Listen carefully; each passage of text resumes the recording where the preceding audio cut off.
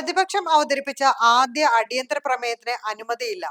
ഇന്ധന വിലവർധനവ് മൂലം അവശ്യ സാധനങ്ങളുടെ വില കുത്തനെ കൂടുന്നതിൽ സർക്കാർ ഇടപെടൽ നടത്തുന്നില്ലെന്നും ഇത് സഭ നിർത്തിവെച്ച് ചർച്ച ചെയ്യണമെന്നും ആവശ്യപ്പെട്ട് പ്രതിപക്ഷം നൽകിയ അടിയന്തര പ്രമേയത്തിനാണ് 16-ാം കേരള നിയമസഭയിൽ അനുമതി നിഷേധിച്ചത്. മുൻ ധനമന്ത്രി KN ബാലഗോപാലാണ് അടിയന്തര പ്രമേയത്തിന് അനുമതി തേടിയത്. അനുമതി നിഷേധിച്ചതിനെ തുടർന്ന് പ്രതിപക്ഷം സഭ ബഹിഷ്കരിച്ചു. ഇടയ്ക്കിടയ്ക്ക് വിലക്കയറ്റം വരുന്നതിനാൽ അനിശ്ചിതത്വം നിലനിൽക്കുന്ന സാഹചര്യത്തിൽ വിഷയം പൂർണ്ണമായി പഠിച്ച് തീരുമാനമെടുക്കണമെന്നും മുഖ്യമന്ത്രി VD സതീശൻ പറഞ്ഞു.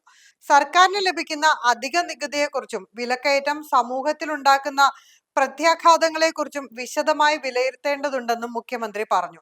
അതേസമയം വിലവർധന അവസാനിച്ച് വിഷയം ചർച്ച ചെയ്യാമെന്ന മുഖ്യമന്ത്രിയുടെ വാദം പ്രായോഗികമല്ലെന്ന് പ്രമേയം അവതരിപ്പിച്ച KN ബാലഗോപാൽ പറഞ്ഞു.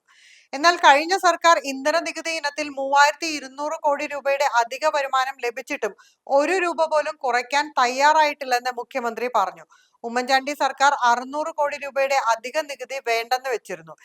ഇതിന്റെ ചുവട് പിടിച്ച് അധിക നികുതി കുറയ്ക്കണമെന്ന് പ്രതിപക്ഷം ആവശ്യപ്പെട്ടപ്പോൾ അത്തരം മണ്ടത്തരങ്ങൾ കാണിക്കില്ലെന്നായിരുന്നു അന്നത്തെ ധനമന്ത്രിയായിരുന്ന തോമസ് ഐസക് പറഞ്ഞത്.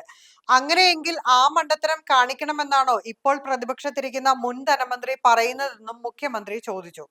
എന്നാൽ പെട്രോൾ, ഡീസൽ, പാചകവാതക വില അനിയന്ത്രിതമായി വർദ്ധിച്ചുകൊണ്ടിരിക്കുന്നത് സമൂഹത്തിന്റെ വിവിധ തലങ്ങളിൽ തിരിച്ചടിയുണ്ടാക്കുമെന്നും വിഷയം ഗൗരവമായി കണക്കിലാക്കണമെന്നും പ്രതിപക്ഷ നേതാവ് പിണറായി വിജയൻ പറഞ്ഞു. മുഖ്യമന്ത്രിയുടെ നിലപാട് ദൗർഭാഗ്യകരമാണെന്നും പ്രതിപക്ഷ നേതാവ് കൂട്ടിച്ചേർത്തു.